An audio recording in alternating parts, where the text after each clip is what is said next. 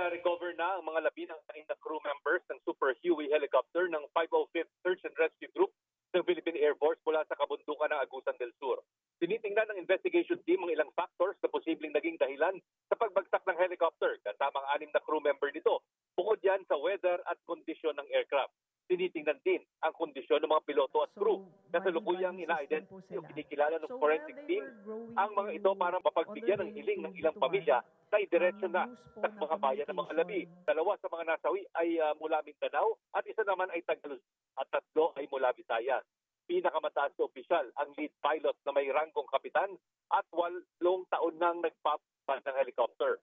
Sa ngayon, hindi pa isinisiwalat ang mga pangalan ng mga nasawing crew, alang-alang sa kahilingan ng mga pamilya ng nasawi.